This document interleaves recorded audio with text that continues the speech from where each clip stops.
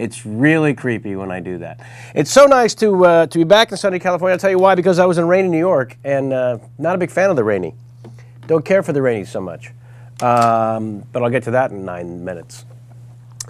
Welcome back to the Mahalo Studios, where we are in Santa Monica, California, to do another installment of the Chat Show. I'm unbelievably excited because tonight we set precedent once again. Why, you say? All right, let's not push. Both my guests female. No male genitalia on either one of them, is what I'm saying. I'm really excited because, well, you'll see. They're both fantastic. I'll just go ahead and tell you their names for now and then get back to my little piece of business. We have Nia Vardalos, who, we have some good Larry King stuff too. Nia Vardalos, who has a brand new movie out as I speak. This is the opening weekend, and I was there for the premiere thing there, and I was very excited for her because she gets to go back to Greece, which if you know her, she hates that. My Life in Ruins is the name of that. Pretty damn cool. And then Ileana Douglas, who's basically the female me. She's been in 100 million films, and everybody loves her work. Well, not in that part, me. But she's a brilliant, brilliant actress and a director and all sorts of things, and we'll get to know her. We worked together on a fantastic little opus called Otis, which we will talk about. Another thing we probably should add a clip of for this show, if anybody's watching in the other room, and by the other room, let's just go ahead and cut to that group, the NASA group that tries to launch the space shuttle each and every week. There's some of them. Yeah, J-Mac, see if you can pull up a clip from Otis that Ileana and I are in between now and, say, 90 minutes from now when she's on the show. So I was in New York. I will tell you why. Well, first of all, I'll back it up a little. You remember I had George Gallo on the show, and I had Chris Malick on. The three of us worked on this movie called Middlemen, and you also remember me going on and on about going to the Cannes Film Festival with this film, Middlemen. Well, 2 days before we were to leave Cannes to come home, Chris Malick gets word that his film that he was going to start production on a couple of weeks after we got back was not going to happen because he lost the rights to the remake of this film and blah, blah, blah. But he'd already built these huge, beautiful sets over at CBS Radford. Gorgeous 2 lofts, upper, like, east side of New York looking penthouse, gorgeous lofts. So, in a panic, says to George Gallo, writer, director, and myself, and Giovanna Ribisi was there, who's in the movie Middlemen. What am I going to do? I've got these sets. 2 days later, we're on the plane flying home, and you can't waste these 2 lofts. So we, in the flight home, basically write the first draft, verbally, right? The first draft for a movie that 90% takes place in 2 lofts. Necessity being the mother of invention. That is now called Columbus Circle and starts shooting June 22nd. And George Gallo and I are feverishly writing that. And as we're doing that a week ago, I'm thinking, how can I complicate this more? How can my life be more ridiculous? And then this call came in to immediately fly to New York to take over a role that someone fell out of in Kevin Smith's hilarious comedy called A Couple of Dicks. Not in keeping with tonight's female guest. A Couple of Dicks starring 2 fantastic dicks, Bruce Willis and Tracy Morgan. Kind of Lethal Weapon, 48 Hours kind of thing, the buddy cop. Funny and also kind of serious at times. Very, very great, wonderful script from the Cullen brothers. And so then young, hot Adam Brody and I play these other 2 cops who get in the way of everything while Tracy and Bruce are trying to yuck it up. Anyways, this thing literally fell out of the sky at the worst possible time. And again, that's why things like that happen. Careful what you wish, one of those deals. So off I went to New York, where it was rainy, but I was thrilled to death to be doing this Kevin Smith film, which I'm unbelievably excited about, because I've been a fan of his for a very long time. Oh, by the way, he's promised to come on the Chat Show. Yoink! Very excited about that as well. and I'm supposed to do his Smodcast, which is wildly popular on the iTunes there. So, but I'm going to be doing this show potentially a couple of Sundays from New York, we're thinking now. We're making arrangements to set up a little studio there because I am going back and forth a little bit initially to pull this off. And these are all these sort of machinations that are going on behind the scenes as we continue our efforts to build a little network here on Intervision. We've got a couple of other shows in the works, in sort of planning stages that I will be telling you more about in the coming weeks. So yeah, so there's Columbus Circle is that movie that I'm writing with George Gallo, who's going to direct, and then I'm going to act in The Crazy Thing 2. Also in that movie, Giovanni Ribisi, Jason Lee, it looks like, very excited about that. And the two female leads I can't quite get into yet. All right. So I'll tell you more about that as it unfolds. And then a couple of dicks. I tweeted one photo of Kevin Smith and I in comedy jail. If you want to go to @KevinPollak to check out that little ridiculous photo. And I'll be sending more and also capturing some video with this wonderful thing. Have you seen this crazy thing? I'm going to show Nia when she comes out here momentarily. This thing is nuts. It's what's really great about it is I can put the camera on myself. And, well, there you are. And so I'm going to be using this in New York and capturing a bunch of behind-the-scenes stuff, specifically when Tracy Morgan, well, I think we all know what's going to happen, don't we? Because it's Tracy. Shenanigans. I'm going to capture the shenanigans. We've got a couple of Great Larry King Game folks writing in Great Larry King Game suggestions. And remember, if your Larry King games are selected, if your tweet 5 questions from my guests are selected, you're going to pick yourself up one of these, and I'll autograph the damn thing. Oh, hell yes, I will. And that makes it worth $7. These sell for $20. It'll be yours. It's a live stand-up comedy featuring me called Little Off the Top. And that'll be yours if you should be selected for any of our contests. Other contests, of course. I got a couple of tweets saying, for people who enjoy the show on the iTunes, on the download, they'll say, you know, I watched several episodes in a row. You really got to stop covering the same shit at the beginning of the show because it's annoying. I don't know how I feel about that. 3 degrees of Kevin Pollak. I'm not sure why Kevin Bacon needs 6. That puss. You just shout out the name, send it in. If we select yours, you'll get one of those CDs. All of my guests have to play the Larry King game. I've made that clear. And during our intermission between guests 1 and 2, you'll see some clips of my guests doing the Larry King game, but also some of you who videotape your own damn self and send it into the YouTube channel, that being Capo345. You'll see 3 or 4, I think, of your submissions. Yeah, those people got CDs as well. Huh? Here's a couple of examples. When you play the Larry King game, there are 3 basic rules. You must do a bad Larry King impression. Again, the whole idea there is that now anyone can play because it's a bad Larry King impression. And then reveal something about yourself on the air that no one should know, because the premise of the whole Larry King game is Larry, God bless him, hell of a career, he's 107. It's only a matter of time, in my opinion, that he will reveal something about himself on the air that's none of our damn business. And it's going to be awkward and fun. And then the third rule, you must go to the phones and the name of the city should be somewhat funny sounding if possible.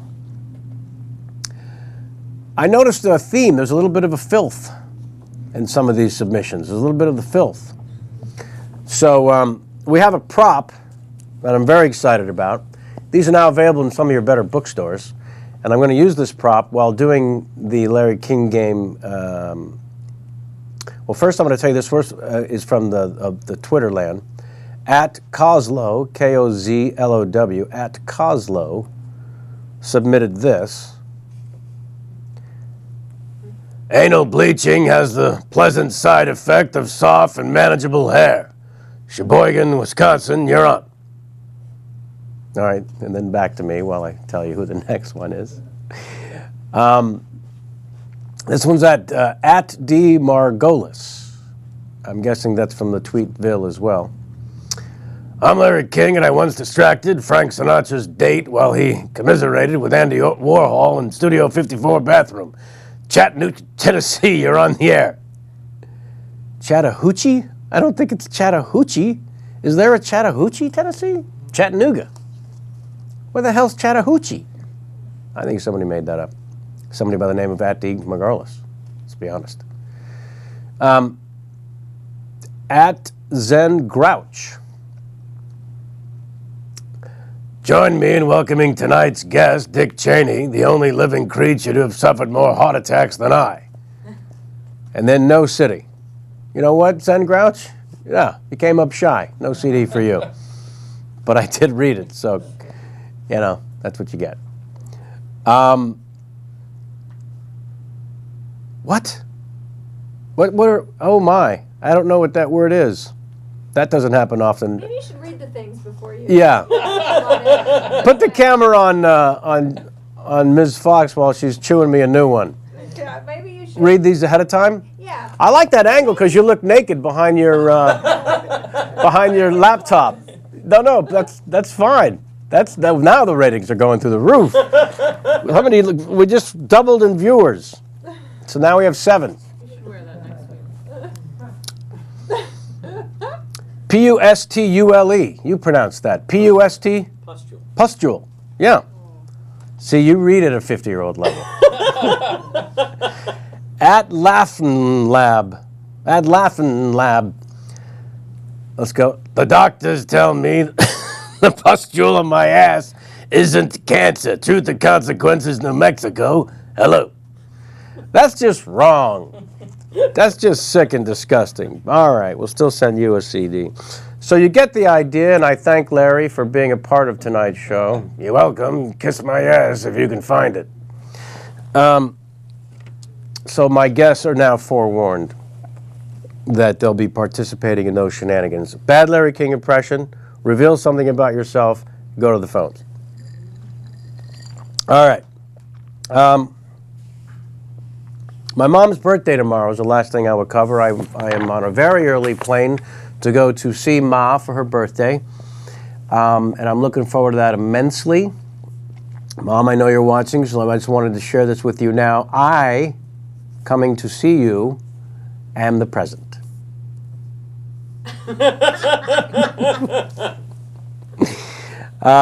Looking forward to that, and I'll report more on that journey as well as goings-on with the movie in New York, and also what's happening here with the building of our little Intervision network, which I'm very excited about. I put this out there last week. I'm going to put it out again. As we begin the process of building this network, much like Kevin Pollak's chat show, it's your network to be as involved with as you want to be. So if you have ideas and you think we may like them, don't be afraid. Along with the theme song competition, or any comments you have for this show or the building of this network, just write to emails to contact at kevinpollakschatshow.com. There it is. It's on the damn screen right now.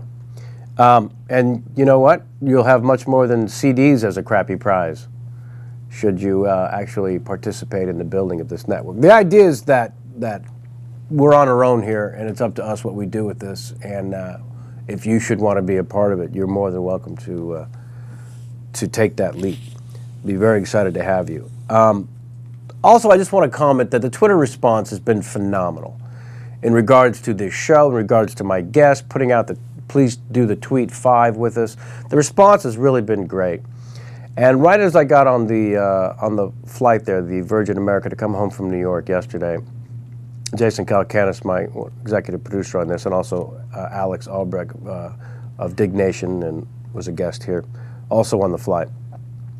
And suddenly it dawned on me that I was going to have to do a couple of shows, chat shows from New York.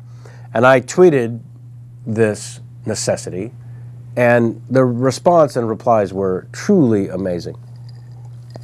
We have several studios to choose from now, TriCasters, people who want to offer their services, and it's just been ridiculous. So I can't say enough.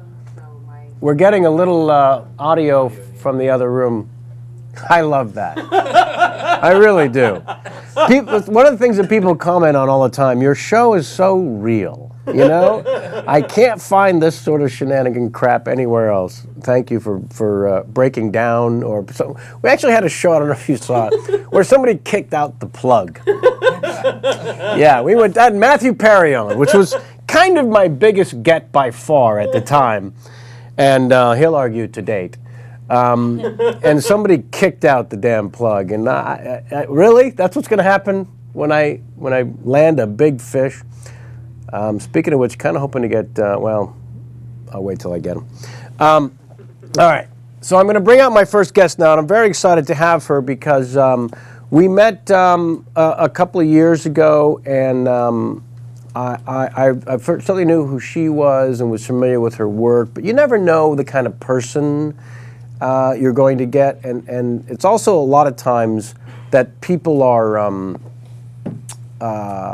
a disappointment, or they kind of break your heart in terms of who you want your heroes to be, and sometimes it's better off to never meet people that you really think the world of. And then every now and then you'll meet one of these people and you're so relieved.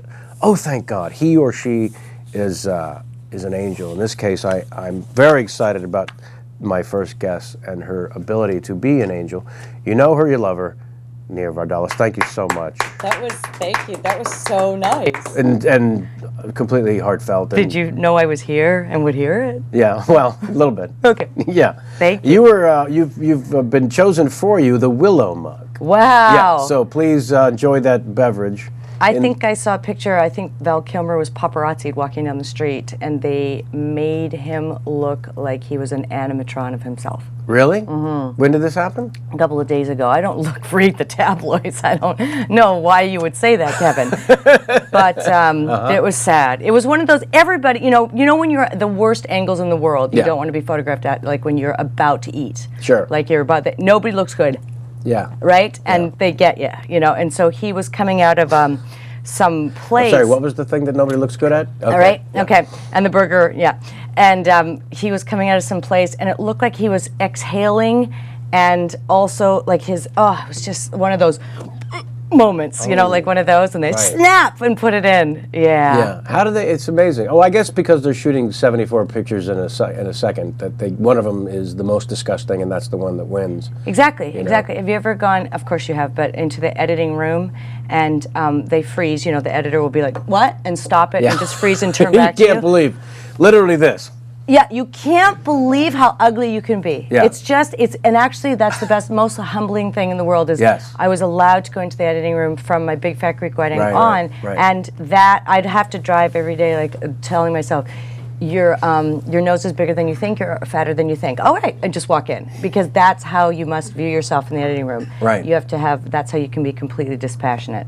Right. And so anybody, if you ever think, I'm kind of cute, just get someone to follow you with a video camera for the day and pause it. Pause it. I'm kind of cute. You're not. That's hilarious. Yeah.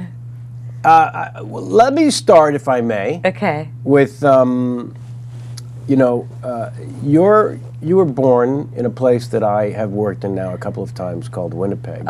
We love comedy. Yeah. Mm-hmm. Big comedy. Mm-hmm. David Steinberg, if I'm not mistaken. That's right. From Winnipeg. And Burton Cummings. Different category, but yes. Mm-hmm. Yes, slightly different category. Not necessarily a big leap or a chasm, if you will. I want you to use chasm one more time in this interview. But only one more. Oh, yeah. Two more would be ridiculous. Jamie is going to possibly... Let me see Jamie's naked shot again, if I may, because I really did find that delightful. Wow, you look naked, Jamie. Oh, now it's ruined. And you got stabbed by the TV for your effort. All right. She's going to yell and scream because she's only heard this story 7,500 times. But the coldest moment I've ever had to shoot in was the first day of work on a movie called 7 Times Lucky, written and directed by a Canadian fella. Gary Yates, fantastic. But the first shot is 3 a.m. exterior in February in Winnipeg. Yeah.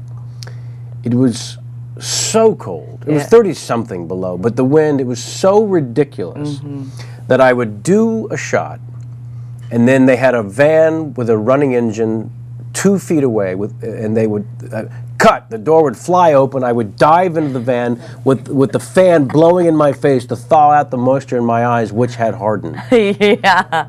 So were you raised in Yeah, this? it builds character. Boy, does it. Yeah, gets you ready for Hollywood. What age did you? I left there in my 20s. I went to a professional theater school in Toronto, and then I moved to Chicago because I just wanted to keep following the cold.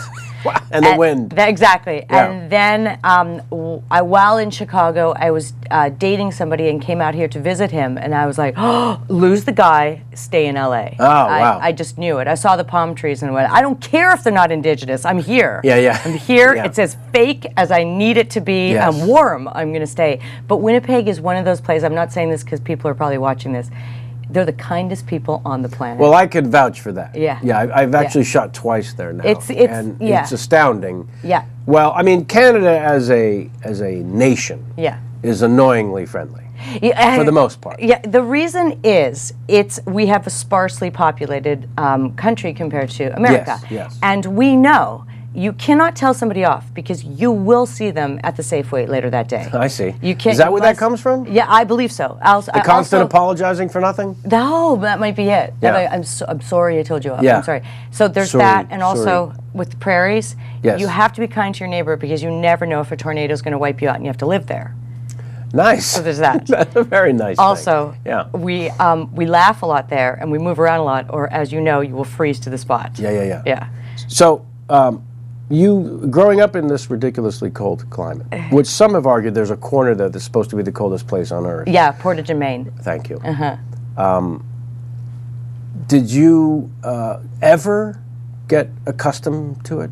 Yeah, it's very strange. I did. I used to wait for the bus, and I would go, oh, it better come in 5 minutes or I won't feel the tip of my nose anymore. You would do this. I'm good, I'm good, I'm good, I'm good, I'm good, but, oh, there it is, like that.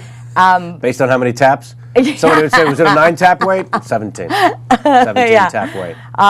Yeah, you really get accustomed to it. People love it there. My sister and her husband are there. My parents are there. I have tons of cousins there. It's a great place, and I visit there all the time. Sure you do. Yeah. Absolutely. Well, I mean, I know I sound a little like I've romanticized my hometown, but it is a great place.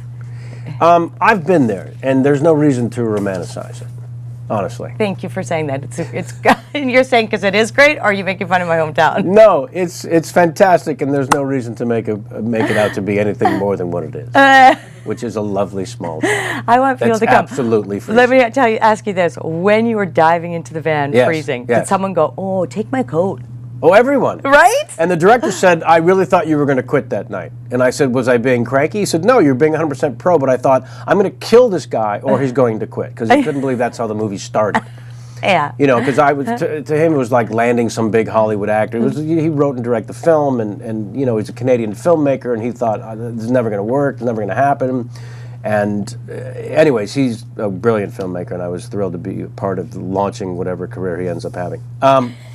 So now, you mentioned very briefly that you escaped Winnipeg and went to the Toronto, but was it Second City that brought you there, or was it another fine institution? I went to a theater school, and I had By auditioned. the name of Larry's House of Theater? Ryerson Theater School. Oh, Ryerson. Yes, of course. Yeah. Nice. Yeah, and I was thrilled to get in because they auditioned a lot of kids, and then they chose 25, I think, and I was a huge mistake because when I got there, it was a classical theater school, and they wisely and quickly said, "This is not the school for you."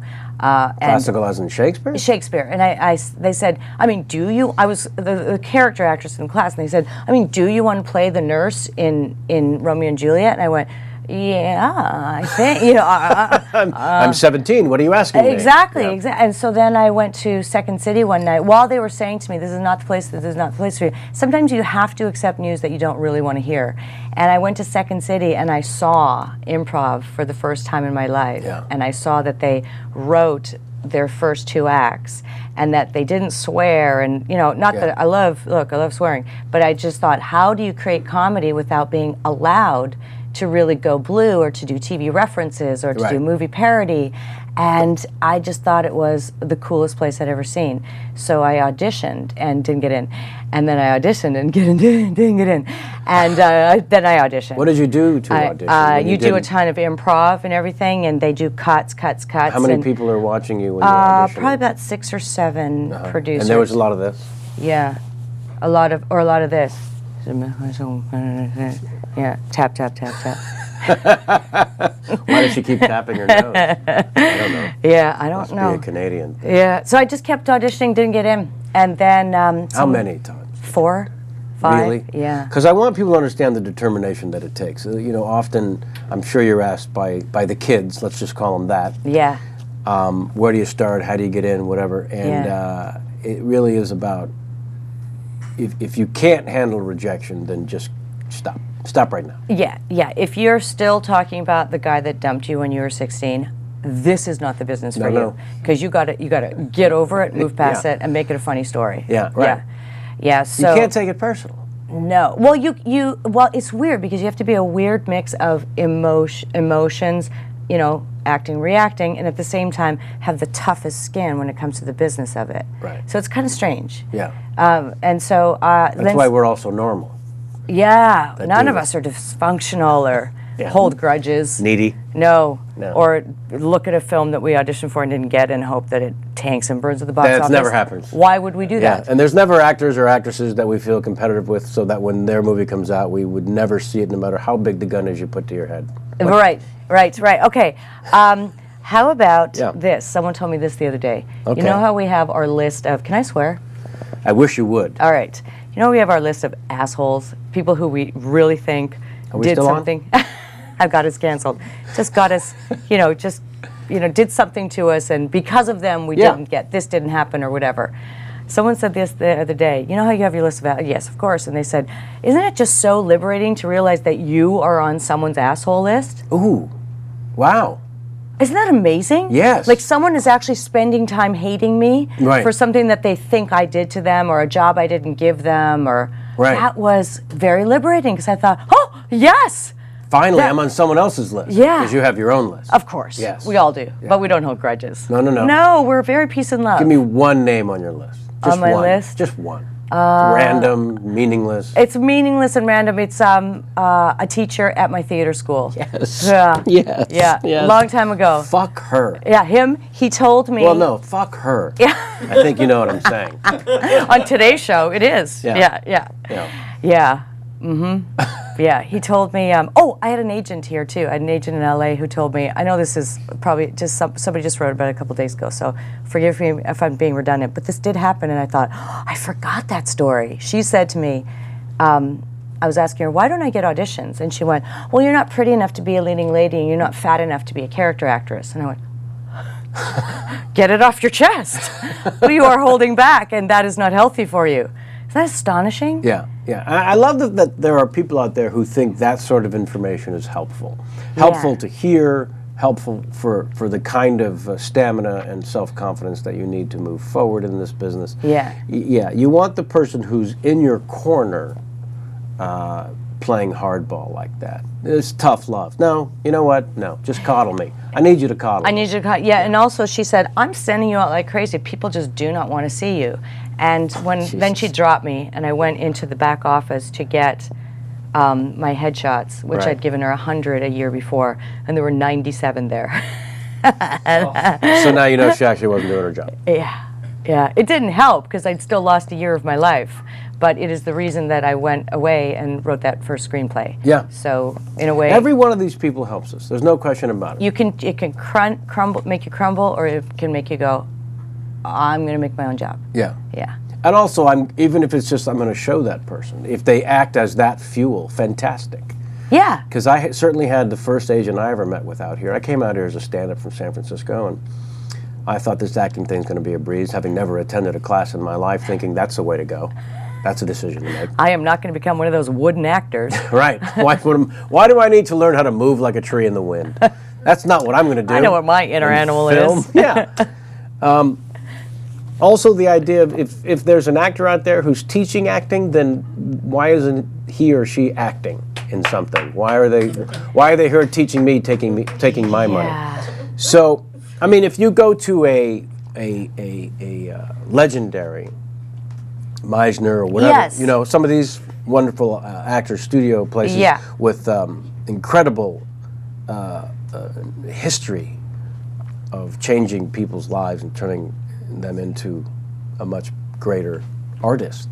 And person, because if they delve into the feelings and dig in, sometimes people can, you know, mess themselves up further or really rectify old situations. Right. So some of these acting teachers, you're so right, are there to teach and love it. But I remember finding out that one of my teachers at theater school was auditioning for something, and I went, "You?" You know, so you're right. But anyway, so you came here from where? No, just San Francisco. And the first agent I met with said, "Well, let me, read a scene. Let me see you read a scene." So I went in the other room and I read the scene a few times to myself. And I said, "Okay, I'm ready." And I did the scene for her, and she just that silence that follows when you're fit, and that was how we felt that day. And I finished the scene, and then she's just staring at me. I'm not going to say it, and it's creepy. And then she said, "So how's the stand-up thing going?" Oh, that's great. That, yeah. Because, the acting is not necessarily for everyone. Yeah. So. Or you finish something, or you've just poured your heart out in a scene, and they go, "Is that your real hair color?" No. That's happened? Yeah. What? Yeah. Wow. I know, it's a weird business. It's a room full of weirdos that we walk into it every day and ask them for a job. And the problem also is that we don't know if it's passive-aggressive or these people are just stupid. Yes. You know what I mean? We should always assume the latter. Yeah, you're right. Because the first one is just mean. Yeah. How are you enjoying the Twitter, by the way? I'm constantly looking over here because I've got some porn up. No. Because I'm reading questions that they're sending me from the twitter.com. I am so new to the Twitter. I would like to thank Robin Roseanne for setting me up. She is the hub for two things. She set me up on Twitter, and she told me about your show. Oh, great. And many, many, many other things. No, that's it. If you need anything. Well, if you're like, I need cotton thread, the kind that doesn't fray. She's like, "Oh, honey, it's at this store on 3rd Street. Like, whatever you need. You mean at Robin Roseanne? At Robin Roseanne, that's right. She is the greatest. In the future, everyone will be at? Yeah, you're right. You're right. We will say that. It's wrong, is what it is. It's just wrong. I'm enjoying it. I might be doing it wrong. Maybe when I try to direct message someone, I think I'm sending it out to too many people. I feel... Too many people? Yeah. Direct message should go just to the one person. Yes, but if it shows up on my homepage, does that mean... That's bad. It shouldn't show up on your homepage. That means so everyone saw it. How embarrassing. I did that once recently. It was my email address. I was trying to direct message someone, and included my email address, and I went, I'm just going to see if I've got any reply. Yeah. What's that doing there? Erase. Yeah, it should not. But you can't erase from your homepage, though. Once it's up, right? Or can you? Can you trash stuff? You can erase anything you've written, yes. Oh, okay, good. Yeah. Okay, so that's a learning thing for me right now. Which, by the way, the only way that I really know how to do that is to just throw my computer in the garbage.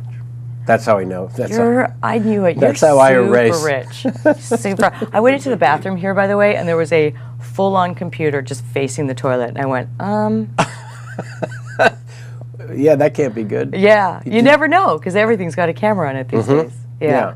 None of these cameras are on right now, by the way, just in case. Oh, you just wanted, I knew you wanted to spend time with me. I did. had this weird feeling. And I felt it was only right to you and to Ian that we have this first chat in front of Jamie. That felt right to me. I think it feels better. Yeah. I just saw that. I should sit up. Hold on. Okay, that's better, right? Oh, whatever, I'm too lazy. But sometimes I should pull it up and, too lazy. I want to thank you for Twitter for this reason. I don't want to stay on my movie, but I'm going to tell you what happened. Please. And then we'll segue into interesting topics. My Life in Ruins is this movie that I have, and once again, we're this underdog movie, and we don't... Open against bigger films. I know. We're opening against giant films, and, I love Fox Searchlight. They had about 150 rupees to spend on publicity. Right. But they did their job, and they tried to get the word out. And so then I was telling Robin, we don't have billboards, we don't have this, we don't have that. And she told me about Twitter. So I went on Twitter, and I don't want to be what's known as, I think, a twanker and just talk about myself. But I just thought, I'm just going to put this out there and just say, hey, we don't have, could you please go on the first Friday? And we're in the top 10. Yes. Yes. We're in a quarter of the theaters of the other movies. Yeah, that's what I thought. You were only like less than 2,000 screens? Oh, no. We're in about 800, maybe 900. I thought we were in 1,000. We're in very few. And if we're on a screen, we're in the small theater of a complex. How did you crack the top 10 being only in 800 screens? That's impossible. I think that people are understanding the power that they have of the first Friday. Right. And I said it on The View, and I said it, just to name drop, sorry. No. But I said it everywhere I could. But I'll tell you where I noticed people were going is Twitter, because they're telling me. They're saying, I went to your movie, and I'm sending my friends. I went to it. Okay, so now the theater owners have told us, just as I was driving here, they'll keep us in the theaters if people continue to go. Right. So I'm fine. It's economics. Yes. It makes sense. Yeah. Look, they're not going to do anybody any favors. If they could get all the theater tickets from a big movie, they're going to take that movie. Sure. However, our movie is selling. So they're saying, keep selling, you stay. Exactly. Yeah. And by the way, you want to earn your keep in that way. That's right, because it's show business. Oh, yeah. Business. So I am just thanking everybody at Twitter and saying, retweet. Right. Let me know. And go to the theater as fast as you can. All right. Well, this question comes from @Caroline Godin. Is that right? Godin? Anybody? @Caroline Godin? Godin? What do you think? Godin. Godin. I feel like it's Godin. I feel like it's Godin, yeah. Because I feel like there's an R missing. It should be Caroline Grodin. Maybe that's happened to her whole life. We should ask Caroline, if her whole life has she gone to, there's no R. Yeah, Caroline, write us back at the Twitter and let us know what happened to the R in your name. @Caroline Grodin, because I'm convinced that's what her name is, says that we both support indie film. You, of course, being responsible for writing, I believe, the most successful independent film of all time. We're the second most successful, but we're the most successful romantic comedy, indie or studio. Indie or studio. Uh-huh. Hello. Wait, I have to put on my. Oh yeah. Yeah, you have to be humble about it. You know what? I'm so appreciative of it, and so I feel stupid when I say the fact of it. Yeah. So I make a joke out of it every time. I'm shocked and awed and really, really, really appreciative of it. Well, because I'm sure they were. Well, we'll get into that. Let me get to Caroline first, because this is fascinating to me. All right, we both support indie film. Why take the hard row to hoe? Do we have a philosophy on the film that we want to share? And aside from Tom and Rita, who do you admire in terms of career path? Well, I guess this person has read something of yours, and why wouldn't you admire them? And, separate from their own association with you and with My Big Fat Greek Wedding, these are two outstanding people who have forged an amazing life outside of show business and everything else. Yeah. I keep telling people that, Tom is going to end up being a serial killer. Everybody knows it. But in the meantime, he's pretty much the nicest guy. In the meantime, we should just believe the myth. Yeah, right. Why not? I keep waiting for him to rip off his mask and drink my blood. Right. Because and you know what I love about him? He's very kind and compassionate, but he's not milquetoast. No. No, he's very funny, as is Rita. Oh my God. Sarcasm coming right at you. Yeah. And there's some cynicism from Tom in those private moments that I absolutely cherish every nanosecond of. Exactly. Yeah. Exactly. They're real people. Exactly. So they are. So why the hard road to hoe? What does that mean with our movie? In terms of choosing an independent, like we have a choice in all of this. There is this thing about me that people think that I could pick and choose my projects, and that's just not true. Right. First of all, I went away for years to deal with a personal situation I wanted to grieve. I'm not going to get super detailed. I'll just tell you the fact and keep the details private. I had an infertility situation that I just wanted to go away and just deal with. Right. And I didn't want to do it on camera, so I'm not going to. But then I wrote for wrote 6 scripts for 2-3 years. Wow. I got to write for Tom Hanks. And Jonathan Demme. Hold on. I might need these. Okay. All right. Thank you. All right. Anyway, and then to decide to go back on camera, it's not like, Scorsese or, John Favreau or Quentin Tarantino exactly were calling me to beat down my door. Right. This script was written for me by Mike Reiss of The Simpsons, and he allowed me to kind of add stuff back into it, and little things about a woman losing her mojo and whatever, and a little bit of romance, and I just jumped at the chance to be in it. Right. So why the long road to hoe? Because the studios don't make women's films because they say women don't support them. And that's what made me mad. And that's when I went on The View and said, do we support our films? Let's go on the first Friday. And people went. Right. So that's what I'm so happy today, because we didn't have a big advertising budget, as I said, and people went. Yeah. And it's pretty fantastic. Especially when you work on something so much of your heart and soul and so on and so forth. And I know you're a team player, and I fall into this problem a lot where you just want the team to do well. Yeah. You just want everyone to be okay. And you know how important it is for those box office numbers to come in so everyone can continue playing in the yard. We could have made a studio film with this script, but it would have been homogenized to the point where you know, everything would have been a typical studio, whatchamacallit, crap? Yeah. Looking for that? Yeah. God, it's just that word just escapes me sometimes. Yes. And formulaic romantic comedy.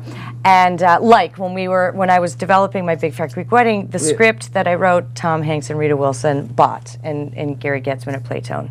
And then we were looking for financing, and people came in and said, yeah, I want to finance this movie. With all due respect, you're not in it. Yeah, like just right away. And then said, first of all, Ian, the male character, needs to cheat on Tula and win her back before the wedding.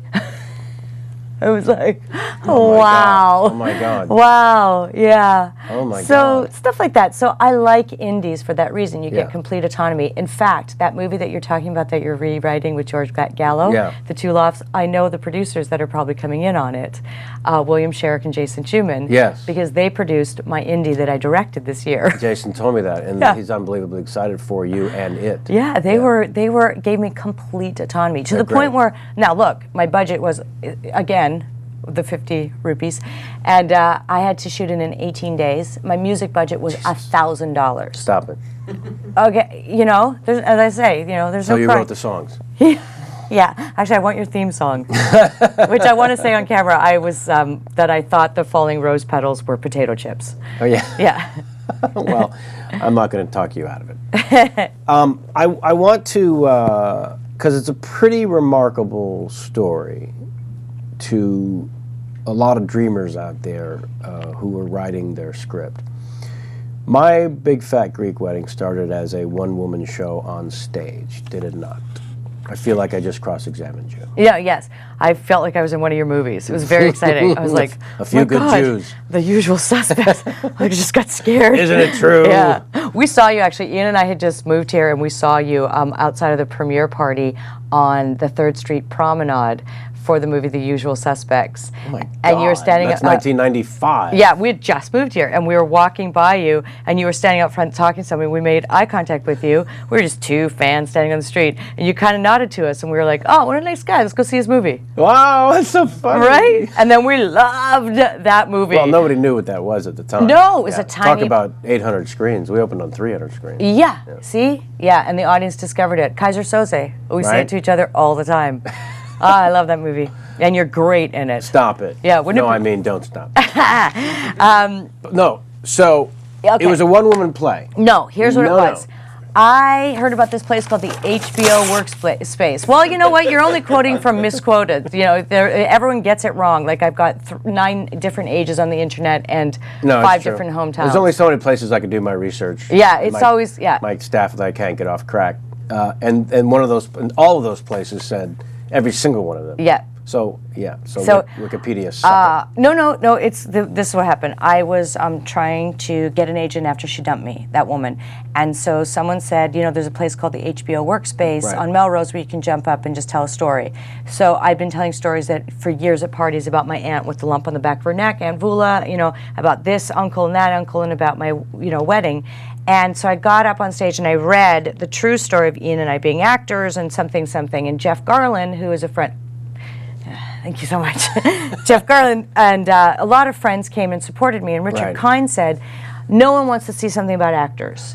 Big deal. You know how he is. I can't believe you're doing this play. What's the matter with you? Yeah, Nobody wants to see anything about two actors. Say you got an ass like a tight Boy Scout. Yes, you got an ass like a tight Boy Scout. That's so. By the way, that's my impression of Hank Azaria's impression of Larry King doing. Yeah, right. Richard Kind. Well, so he said, you got something here. This thing about the wedding, but change it and don't make it about actors. And I went, okay. Evan Gore, another friend who was there that night, said, but don't tell this story again. And I went, what? And he said, this is a city of thieves, and you heard them laughing. You've got to copyright this thing because someone's going to rip this off. Absolutely. And that was great advice. It really was. So I borrowed a friend's computer who had final draft on it, and I wrote out a screenplay. First I called the Library of Congress, and they said, you can't copyright an idea. All right. So I wrote out the screenplay. Which congressman told you? Library of Congress. Wouldn't it be good if I, yeah. I called my congressman, and he said, you can't. And he said, how'd you get this number? Who is this? Did Kevin Pollak Twitter me? And so that was the best advice. I wrote it out, and I sent it to the Library of Congress. Then someone said, you should go and see Julia Sweeney's one-woman show. I went to Julia's, I went to Jeff Garland's, and I went, oh, I see. So it's not stand-up, which is a completely different rhythm that I don't understand, but it's storytelling. So I jumped up on stage, and I started doing the one-woman show. And with the screenplay in my drawer, I was sending it out to people, like, would you read this? I didn't know. No. The first screenplay ever wrote, exactly. But we wrote material at Second City. Sure. I just approached the screenplay like that. And so the day I got the copyright back from the Library of Congress is the day Rita Wilson came to the show. And she said, this should be a movie. And I said... Funny you say that. Yeah. I happen to have a... Yeah. The joke that we say, what we say is that I gave her the script so fast that her hair flew back. And then she sent Tom Hanks to the show. And so after a year of performing the show, of taking all my voiceover money and putting it into the play, all of a sudden I had someone reading a screenplay that I'd written just to copyright it. Amazing. And in the meantime, I'd had two managers who took me on for a while who were completely uninterested. They were like, I said, I've written a screenplay, maybe you want to read it, maybe I could play a bridesmaid in it. And they went, you're an actor, so whoever told you could write a screenplay? And I went, no one, you're fat. I was like, what the heck? Oh my God. What is wrong with people? I know. So I remember she pushed it across the desk, one of them like this, like it smelled. Like she just pushed it across the desk, oh wow. And that is the exact draft that Playtone bought. So that is what I want to tell people out there. And conversations with Rita and Tom about you wanting to be the lead in the film. Yeah. Instant support from them saying... Instant. In terms of... Because a lot of people in that position who are purchasing this amazing screenplay that they love would say, now, how important is it that you be the lead? Because as a writer, this being your first screenplay, maybe you want the writer in you to launch this career. Because this is so great, we could get and then fill in the blank of a marketable star. Well, those are the meetings that I'd taken all during the year. Right. I had a lot of producers come in and say, will you come in for a meeting? And I was like, yeah. And I'd go in and they'd say, I love this one-woman show. I want to turn it into a movie. And I'd say, I've written a screenplay. And it was like nothing ever happened in the room. It's like they didn't even hear me speak. They go, and what I want to do is hire this writer and put this blonde actress in it and make it. And it was like, you know that old Carol Burnett sketch where she's invisible when Vicki Lawrence is the attractive woman and they're sitting at the thing and Carol's like, I feel like when I'm with you that I'm invisible. And the waiter comes over and takes Vicki Lawrence's order and then just walks away and Carol's like, I just, like that. That sketch stayed with me because I felt invisible. I felt invisible at theater school. Not just around Vicki Lawrence? Oh, it might just be around her. Well, it might just. Yeah, most people have commented that they can see you. I'm Is sorry. that right? Yeah, I went for the fun. Wouldn't it be so was great ridiculous. if I had met Vicki Lawrence and then had one of those horrible stories that, remember that you said at the beginning of this, that when you meet a celebrity and you're like, oh. Yeah. Yeah. Anyway. So, of course they made you feel invisible, right? Because they didn't want to hear that you had written a script. I felt like I wasn't even speaking in the room. They didn't want to. And it's like, it's this thing. They don't respect the creative engine in the city. Now, right. I believe that because Tom Hanks and Rita Wilson are self-made, when I said, I like to play the lead, that it was the tiniest voice. In fact, when I said it, I was like, are you an idiot? Why would you say that to Tom Hanks? And he went, yes, of course. Rita and I have talked about it, and yeah, we're going to have to get independent financing because we don't think the studios will go for it. And They still knew how to be business people about it. Yeah, they went to Vicki Lawrence first. I see what you did. What you did is you brought it full circle. You brought it right around. Because not enough time had passed for that to be a callback. You just brought it all the way around. And like I love you for that. Thank you for loving me. Let's go to the phones. Yeah. What? No, that's wrong. All right, so now they go out for the independent financing, let people know that Tom didn't actually, and Rita didn't actually write a check, but rather they said, let's go out and raise some funds. They figured they needed, what, 3 to 5 million? Yeah, 3 to 5, and we got 5. And you got 5. Yeah. And they said, well, we should get somebody great to direct this because we're going to need to know that we have that area covered. They brought in it was like a Friends and Family Week. Everybody was friends on this thing. Joel Zwick was friends with Tom Hanks for Bosom Buddy Days. Right. Rita's brother and his partner did the music.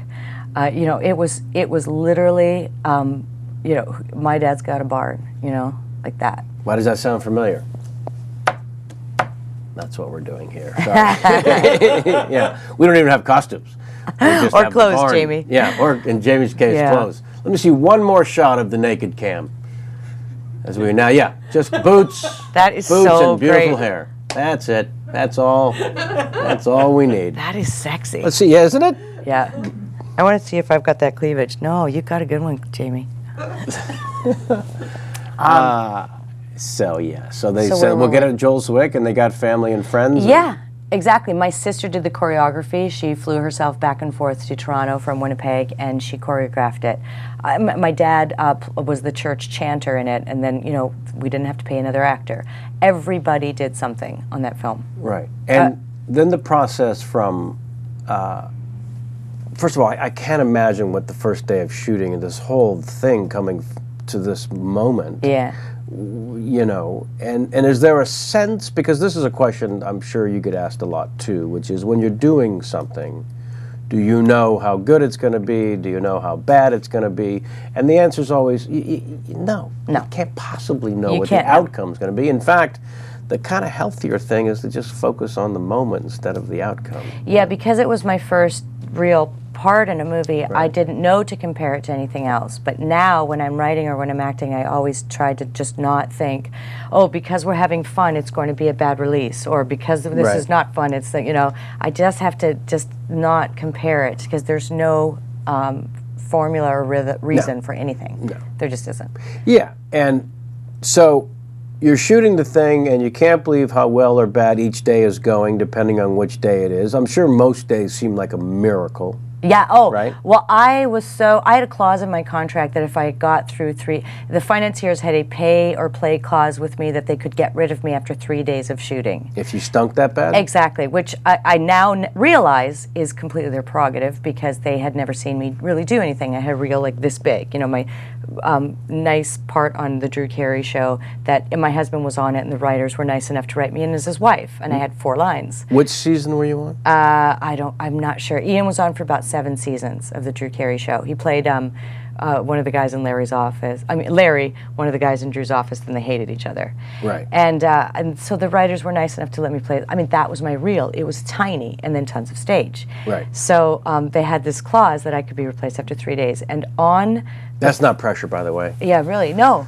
Jesus. No. Yeah, exactly. I can't even imagine I know. that. I kept going through the Don't wardrobe. stink the first 3 days. If you're going to stink, wait till day 5. Yeah. What if and the first day of shooting, I had to do the crying scene where I asked my dad, it was a pressure. And was there a part of you that took the director Joel aside and said, "Look, can we not put something so important in the first 3 days?" Oh, I didn't know that you could do that. I didn't even know that's that. right, of course. Yeah, I didn't. Yeah, Of course. Wow. No, I just was. Ignorance, not so bliss. Yeah, exactly. Particular. On the third day, I went Although out. who knows, it might have been the crying thing that they saw right away and went, "Jesus, she's unbelievable," and they relaxed their crack for a second. I mean, really though. It might have been a blessing that you didn't know you could switch things around and put something easy up front. Yeah, I just didn't know anything. Right. And I didn't know how hard it was to sell your screenplay. I didn't know. You still don't know. Yeah, I don't, I just don't listen to the odds. I don't listen to the formulas. I don't listen to anything because, you know that thing, well-behaved women rarely make history. I don't think I'm here because I made history. I'm here talking to you and getting to make films because I just don't give a crap about the rules. Right. They're boring, quite frankly, and I'm tired of people saying, "Do you think there's a glass ceiling in Hollywood?" If you keep talking about it, there is. Right, of course. There's no room for whiners in comedy. So, like with this movie, I'm not going to whine about that we don't have publicity for My Life in Ruins. I'm just asking people, "Hey, want to talk about it? Would you please on your Twitter? Thanks." Yeah. You can't cry. No. Yeah. Okay. Anyway, and also, if the movie does well, great. If the movie does not do well, it's a movie. Yeah. It's not the cure for cancer. Right. Yeah. It's nice to hear people laughing in the back of the theater. It would finally be great, though, to make a movie that ends up being the cure for cancer, wouldn't it? That would be great. Right? Why don't we go pitch it next week? Let's start it in the room and go, "We have the cure for cancer," Kevin and I. Wouldn't that be great for your pitch to start that way?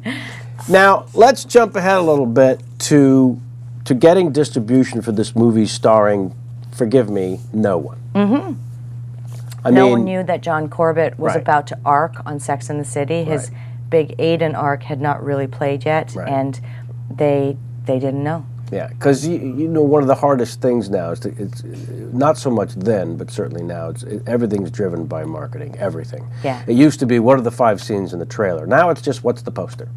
Yes. They get a script at a studio and they goes right to the marketing department, who basically runs the studio now. And the marketing department says, "All right, is this a poster?" Yeah. "I'm not sure what the poster is." "Yeah, we're gonna pass." Yeah, the poster for My Life in Ruins, I had a completely different idea of it, and Fox Searchlight came up with the poster with blue, and it's beautiful, and it's me sitting on the thing, and it's Grease. And I was like, "I don't know about it." And I showed it to people, and they went, "Ooh, I want to be there." That's amazing, isn't it? So they do know what they're talking about. Yes. These Oh, yeah. poster people. Yeah.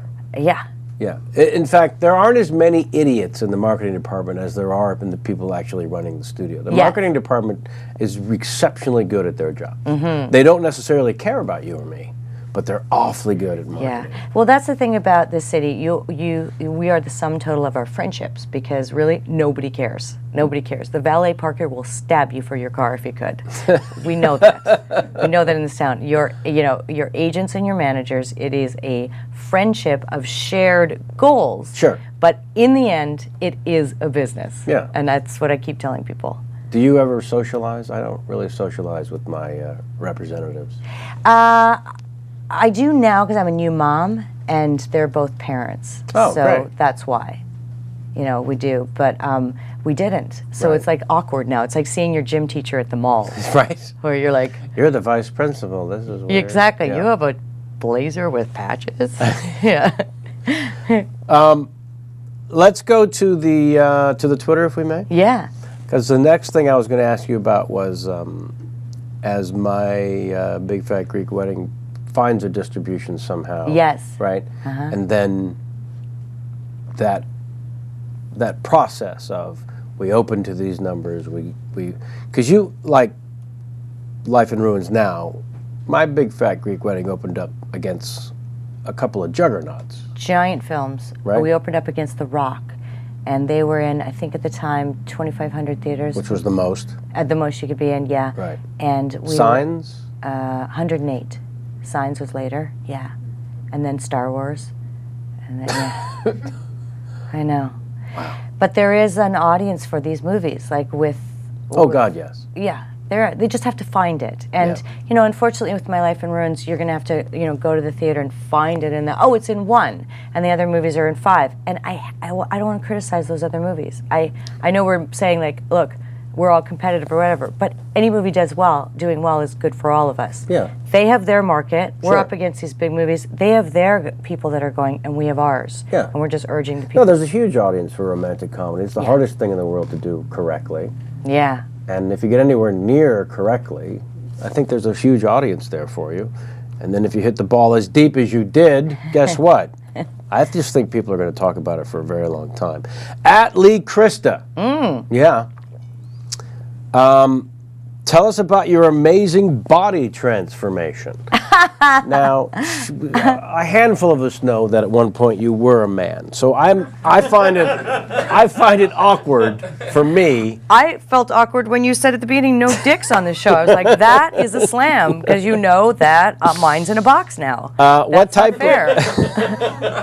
What type of motivation do you use to shed pounds? And then she wants to know about the adoption of your daughter, which of course is on my list, but I'm going to give the credit to Lee Krista. Let's start with the body transformation, which everyone is dying to know. Now, let me ask you, when this sort of thing occurs, there's those weird compliments which were, oh my God, you're so ... As in, I mean, I always get you're so much more this than in person than you are in film, and it's never complimentary. It's meant to be a compliment. It's always, oh, so I'm just a big melon to you on screen. Is that what you're saying? My head's smaller? Yeah. All you see is a big watermelon? Because that's all I see is a big cantaloupe. So thanks for pointing that out. Yes, thanks for pointing it And out. you've lost weight, haven't you? That's what all the time. All the time. Yeah. I will tell you why I did it in a sec, but I just want to tell you the best story that ever happened to me at Neiman Marcus. Please. A woman came up to me and went, "My big fat Greek wedding," and I said, "Yes. Do you have scarves?" And I was like, trying to get through there, and she went, "You're from my big fat Greek wedding," and I said, "Yeah, yes, I am. And she was perfect. She had, blonde hair, black, scalp, just at the roots, this much black, and super black eyebrows, and the tattoo lips, and just was fantastic, like my people's. And I don't know what ethnicity she was, but she was, she went, "You have to come to my house, and I'm going to cook for you." And I said, "No, I you know what, I can't. Do you have scarves here?" Yeah, I just really need a scarf. Yeah, and so she turned to the man with her, and she said, "Do you know who this is?" And he went, No, I don't." And he was like arranging the mittens and the gloves in the drawer, and He's trying to sell. Yeah, and she goes, now she changes what she says, and she goes, "My big fat Greek wife." And he goes, "Okay." And I go, "Wedding." And she goes, "Wife." And I went, okay. So she changed the title of my movie to tell me that I was fat. In that moment, like, come on, now you're the fat wife. And then, as I walked away, she was saying, "I love you." And I was like, "I love you too," whatever. And then she goes, "Your nose isn't so big. On the screen, giant." And the thought goes through my mind when people say these things. They don't seem. I know people when they're trying to bust my chops. Yeah, These people are not trying to bust anyone's chops. No, she was completely genuine, and she loved the film. I bet she was one of those lovely, sweet people who saw it 10 times. Right. The end of that Can't story. believe that you don't have the biggest nose in history. Exactly. Well, 60 feet tall, So Yeah. when I came out of now I'm going to answer the question and try not to get too serious, but when I came out of my 3 years of this exile of just writing scripts and not wanting to be on camera, I have a process when I write called write a page, eat a snack. Nice. And You reward yourself. I did. I understand. I did. And I did not go to a doctor for 3 years, because you can understand after years of infertility treatments, nobody wants to go. So I came out of it, and I had dizzy spells, and I realized I'd really messed myself up. I had a blood sugar problem, and diabetes runs in my family. Oh, boy. So I went to my doctor, and he said, "You have to lose weight." And I stared at him, "As long as your takes at the top of your show." I just went, "I what? What do you mean have to?" And he went, "You have a blood sugar problem and diabetes runs in your family. You have thyroid disease. Now you have to do something." Like, and his face was kind of like, "Are you happy?" Right. Like, you've done it. You've done it. And that sucked. And I hate it when Hollywood actresses stand on the red carpet and go, "I eat what I want. I just have a great metabolism." No woman likes to hear that. It's a lie, because Yeah. I've seen them at the gym too at 6 a.m. Liar. So I'm just being completely honest and saying, A doctor scared the hell out of you. and I had to really work hard to lose the weight, and Yeah. it was hard to do, and I ate like a diabetic. You know, I combine, if I eat a fruit, I have to combine it with a protein, and then also the big joke, I said one line, and it was in People magazine, I broke up with cheese. And it was very hard to do, but now My agent's here, by the way. I was going to say, man, these are high-tech studios. He drives by every show just to remind me that he's in my life. That's so, see, you do socialize with your agent. No, I don't, and that's why he drives by in the largest motorcycle in Southern California, and You I have a just badass became Albert agent. Brooks. I do have a badass Jew agent. He's got a small leather jacket. It's very tight. But it's buttery soft. Yeah, it's so soft. You go, this was from Beverly Hills. You didn't get this at the Roadhouse. Exactly. This was gum to perfection by Eskimo virgins. Nice. This is my way of saying my clients are doing well. Yes. Touch it. Yeah. That's so him. I can't believe that you know him that well. He's my agent. Dope. So they scared the hell out of you. And yeah, I mean, there are people out there who have the metabolism of a ferret. Yeah. And so that's possible, and I have to give credit and whatnot to that. Yes, and I don't like Existence. the thin woman disparaged to embrace the round woman. I'm tired Right. of any woman's body being thrown out. Yeah. It is. We are more than that. Yeah. And it's not men that do it to us and say these things about us. We're doing it. The editors of all these magazines, they're females. And they're taking the pictures, and then we're buying them and flipping through them going, she's too fat, she's too thin, she's too fat. And why I know this is because I'm guilty of it myself, Right. and I'm trying to stop this behavior. And so now, I had this incredible year. I got it together. I got to star in a movie to get permission to shoot the Parthenon. I got to direct my first movie, and I adopted a little girl from American foster care. I'm going on these talk shows, and they're like, how'd you lose the weight? You got to make your head explode. Yeah. Honestly. Yeah, and I understand it. Tell me I about the understand. difficulty of adopting a child these days if you're at liberty. I will tell you because I want to tell people how easy it is. Because I was thinking about getting a puppy. Oh, no, get a kid. Get a kid. Yeah, no, definitely. Get a kid? Get a kid. I was also yeah. thinking about getting a monkey. And Seinfeld used to say in his act years ago, I'll of course give him credit, that these people who own a monkey, just get the child. I mean, stop. Yeah, if you want something clinging onto your hip, yeah, and pooing on you, get the kid. The reason I'm thinking about the monkey is because the monkey will fling its poo. And it's difficult to train a child to do that. I'm assuming. I don't know. All right, so you're in the process, you say, all right, you know what? Enough with this, let's adopt a child. Yeah. And how does that process begin? Well, you can go infant adoption, and it fell through a couple of times for us, which I think it's completely the birth mother's prerogative to change your mind. Sure. So it sucks, but it's okay. Right. Then I went and met with the celebrity lawyer, no names, and sat down with him, and he said, I can put you, there's a list, and I can put you at the top of the list if you retain my services. And I said, doesn't that mean I'm pushing someone down the list? And he went, don't worry about that. I'll take care. And I went, I am worried about that. That is ethically and karmically not right. And even though it sounds like an LA statement, we don't do that in Winnipeg because you're going to see that person at the Safeway. So I was like, yeah, no. And so that sucked, and I couldn't do that. Each process, I was on waiting list for China, and then that was hard. I was on waiting list for Greece, and there was a 4-year waiting period. This is the good news. That means those kids are getting adopted. Yeah. Okay, the bad news is I had a room waiting at my house, and I continued to write and just pour my emotions out into a computer keyboard. And then I heard about American foster care, and there are 500,000 kids in foster care. 129,000 are legally free for adoption. So, Hello? yeah, I went, wait, how do I not know this? And they don't have the money for funding, and so I'm talking about it.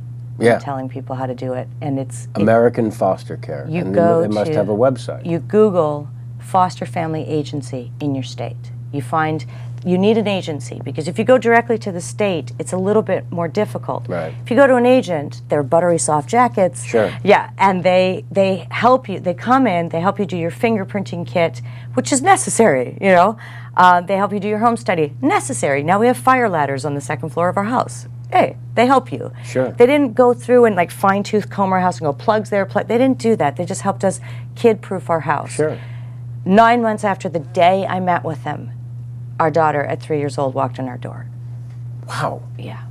That's spectacular. It's fast, it's easy. She was 3 years old. Why? Because... Did she walk in and say, "Whose dump is this"? Because that would be my concern. I wouldn't want to, you know what I mean? This is what the Jews worry about. She walked in and said, "If I don't get a cell phone, I'm out of here." Right. Yeah. She was. It was an amazing process. Well, it's extraordinary to me, and I have to make light of it because it is just so extraordinary, and I don't want to cry. But quite honestly, this child in foster care must have thought, how do I get out of here? Who do I have to kill to get out of this room with 14 other kids, and whatever situation it is? You know, I'm sure it's not, you know, the worst place in the world to be. Obviously, there are starving children all over the country, so I don't want to suggest that all over the world. I mean, but I can only imagine to seriously be finally plucked from this existence. Do you see that sort of thing in the child's eyes? I mean, you're obviously just going gaga. I'm nuts for her. Yeah. But do you see any of that in her eyes? The relief, the appreciation from being saved from whatever existence she was in? Is any of that processed for the child? I don't think so. You know, kids are so resilient, Right. and she's really, we say the word adopted very naturally around her because Dan Finnerty told us that that's how it was, the way he was raised. You know, he just was sad, you know. And she knows that she came to live with us on a day because, of course, 3-year-olds remember it. And so we just treat it like it's completely natural, and we didn't force anything. She called me Mommy 2 hours after she met us. Then I was a wreck. Yeah. I mean, that was it for you. I was like, are you kidding me? Yeah. And well, let's face it, she wanted to stay. You have a lovely home. Thank you. I've been there. And Thank the kid was, I mean, I tip my hat for the brains behind 2 hours. She's a smart kid. We call that heads up ball in my home. That's a move. Wow, I'm sorry. So that must just destroy you. Oh, I was a wreck. Must bring you to your knees. I went shunk outside my body, Yeah. looked down at myself, and then went back in. Right. I mean, that was amazing. Yeah, that is so. So she's, okay, here's the thing. The reason I talk about it is, if you feel a connection to India and you go, I want to go adopt a kid from there, go. Yeah. You know, if you've China, anywhere, but the people might not have the financial means to do these things. And that's why I'm talking about American foster care. Here's the other big reason. I'm doing interviews for this movie all the time. I'm talking to people. Right. The movie is opening in Spain. And this woman said, I cannot wait for your movie, My Life in Ruins. I said, oh, thank you very much. And she said, I hear you just adopted a child. Don't you think people that come from foster care are damaged? And I wanted to go, does that mean you come from foster care? Yeah. I mean, what a perverse, disgusting statement to say. Yeah. I mean, number one, we're all damaged in some way. That's why we live in LA.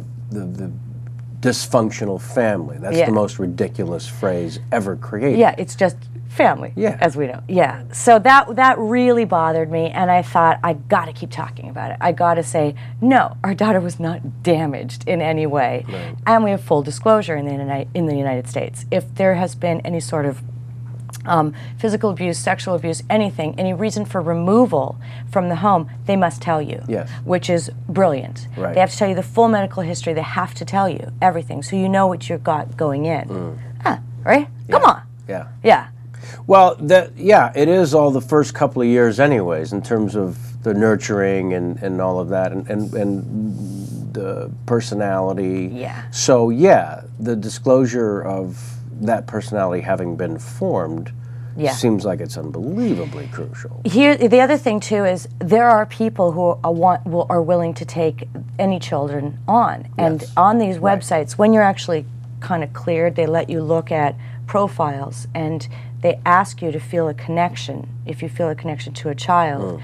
And I was just going, click, click, click, click, all of them. Who? Anyone. I had said any sex, any age, any ethnicity. Just you tell me who you think we'd be good parents to, who we'd be a match to. Because I trusted these social workers so much. After having our minds blown over and over again by one situation after another, there was something about these women. So when I was on the website, I saw a kid, clearly with Down syndrome, on a respirator, and had, I believe, some form of neuromuscular bipolar disorder. I'm sorry, I'm not being clear. But it was something that I went, oh. About a month later, when I went back on the site, it had, under him, adopted. Oh, my God.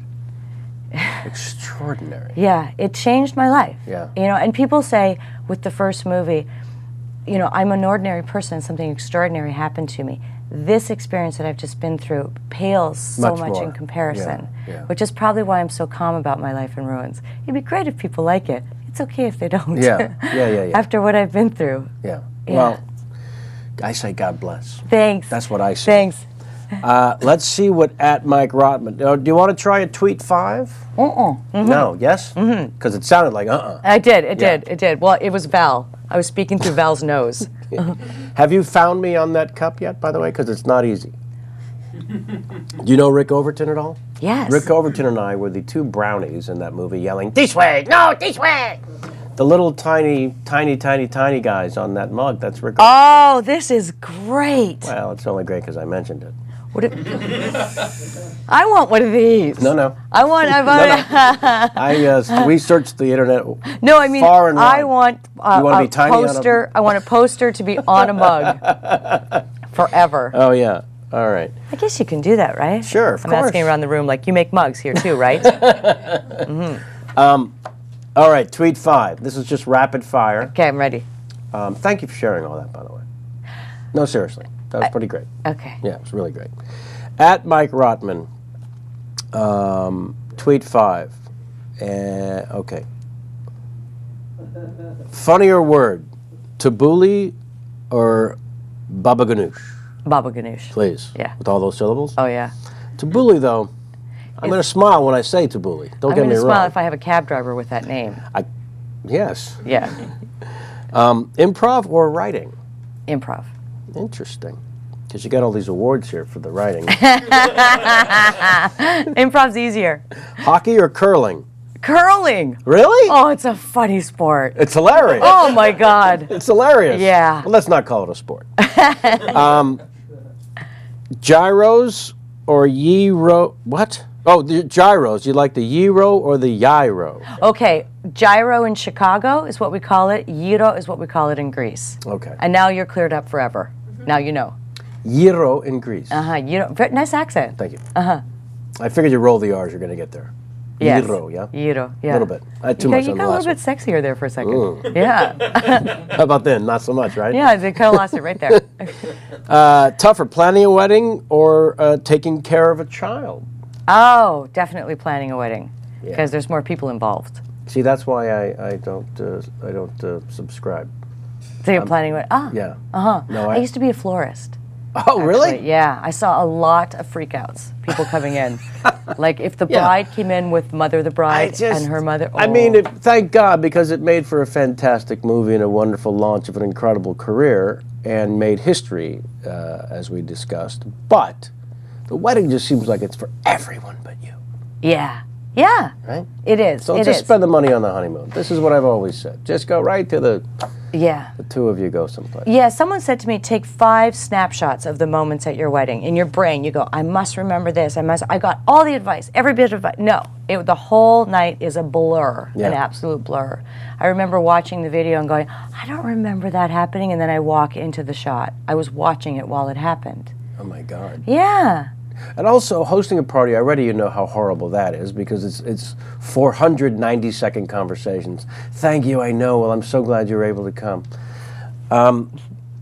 It's just, All right. You ready for one more tweet 5? Yeah. I like to involve them. You understand. I like the tweet 5s a lot. And by the way, I'm just stalling while you come up with the Larry King game because that's coming up pretty quick. I'm dead. By the way, does it feel like we've been talking for an hour? No, really? Yes. No. Yep. Wow. Hey, my cleavage looks good. All right. Okay, are we good? We just have that there so people think this is actually being photographed. It's not. All right, this one is from @StandandOllie. Oh, good name. Right? Mm-hmm. Yeah.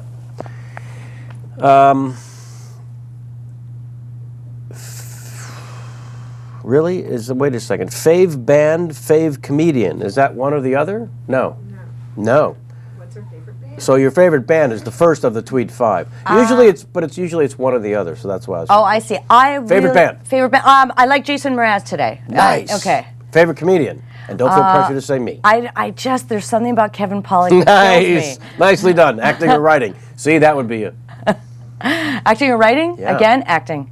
Me? I go writing. You too. I do. Don't you find writing so lonely? I like that.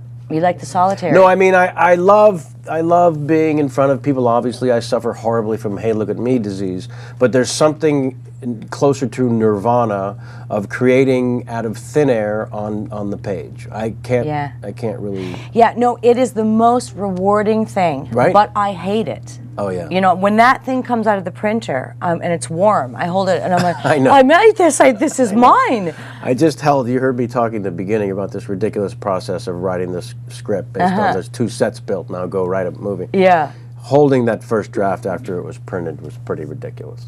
Yeah. It's a ridiculous. I want to come in, by the way, and do punch up for you. Please. Just because I'm so I love. Jason and William told me about it, and I went, what? Yeah. I just love it. Yeah, and also punch ups are great. Yeah, it is great. Just to read and go, how about this? How about this? And you have to have no ego about punch up. Just how about this? And they go, no, all right. How about this? How about this? Yeah, that's mostly what I'm doing, by the way, as I co-write the script. That's my marriage. Yeah, we didn't even mention Ian. Well, you mentioned him very briefly, but yeah, we don't really. I know we don't really. Well, let me finish the Tweet 5, and then I want to finish up with him. Okay. So, first record you bought. I like that question. Oh my God! I like It that was question. it was either Frampton Comes Alive or No one bought that. Toys in the Attic. Oh, much better. Okay. Most famous celeb in your cell phone. It's Wow, you're gonna piss somebody off right now. I dropped the name, but I got it. I saved it. Tom? Tom Hanks. Yeah. All right. Always the go-to. Tom Hanks has got to be the default. Yeah. You know what I mean? You could just say it at any time. If you're in a Right. Starbucks and they ran out of soy, you could go Tom Hanks. They're like, we got some. He's just the default. Right. Works for anything. I like that very much. Tell me one last chance to put off the Larry King game. Maybe we should just do it and get it over with. This might be just some of the research that came through that was based on other things, but it says that Ian went ahead and converted to Orthodox Greek before the wedding. Totally true. Wow. Yeah, he got baptized, and when he did, I thought, this could be a movie. It was the most unconditional thing I'd ever seen a human do. Right. It was bizarre and sweet, and the reason is he's Puerto Rican and Jewish, and he was raised in New York. Which is a different movie. Exactly, exactly. And his parents are, I'm not just saying this because they'll watch, they're cool. They just were not interested in religion in any way. He was just raised to be a good person. Right. Now, my family is, same thing, we were raised to be good people, but we're religious. Right. And so when we were getting married, my mom said, so what are you? And Ian said, no, I'm nothing. And my mom went, you know, like freaked out and crossed herself because in our family you got to be something. So we were driving in the car and Ian said, I think I'm going to convert to Greek Orthodoxy. What do I have to do? And I was stunned. Yeah. I just thought that was, I don't know, just a compromise to begin a marriage is, I think, a great way. Yeah. Yeah. I'm pretty impressed, I got to tell you. Yeah, it's I nice, think it's huh? extraordinary. But you met him. He's a good guy. No, he not so doesn't. much. Not really. Kind of a dick? No, I love What him. happened at our house? Wouldn't it be so funny if you're like, well, at our house on game night, this happened. And Nia, I wanted you on the show. I just referred to myself in third person. I had you on the show to tell you about something that Ian Gomez did to me, and it is. He really rubs me the wrong way. I can't really put my He finger rubbed on it. you? In what room? He rubbed me the right way, but in life, he rubs me the wrong. No, he's such a delight, and I'm so thrilled for both of you, and I can't thank you enough for stopping by for a chat today, and I'm glad that the hour plus went so quickly for you, and painless. And now the pain comes. So we're gonna have to close with the Larry King game. Just want to make sure that we were okay on the tweeting people. Now, so you know the rules. It's a bad Larry King impression. So all the pressure's off here. I'm right there. You're supposed Okay. to suck Okay. at the Okay. impression. Mm-hmm. Reveal something about yourself as Larry. Reveal something about me. No, not about Larry. Nia. Yes. Not about Nia. About About Larry. Larry. You're Larry. Larry King. Okay. And you share something about yourself. Okay. And then you go to the phones. And then, if possible, the name of the city Should be silly. Okay. into your camera. Into my camera. When you're so ready. I'm going to go. Join me on the show. Our next guest is the woman I want to fuck, Dakota Fanning. Boca Raton, you're on the air. Is that right?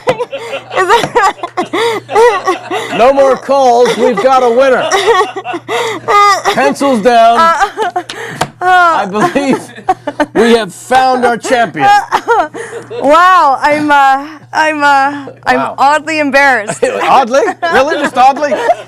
I'm thrilled for you. What's that? Saying best one yet. Oh yeah, Really? yeah. Whee! The reviews now, are in. Now I'm going to sit up straight just for one shot, suck in my gut. Our last shot. All right. Thank you so much. Thank you for having me. This is how I always sit. Hey, this is a great show. I love it. Tell all of your wildly famous and fabulous friends to stop by for a chat anytime they want. I will. Any friend of yours is a friend of ours. It's actually very true because, as you know, any friend of Robin Roseanne's is Yes. a friend of everyone's. Pretty much. Because she is the hub. She's the circle of life. Yes. That's what she is. She is. Thank you. Thanks too, Kevin. Honestly. Now I want to hang out with you Okay. from now on. Well, it's a date. Okay.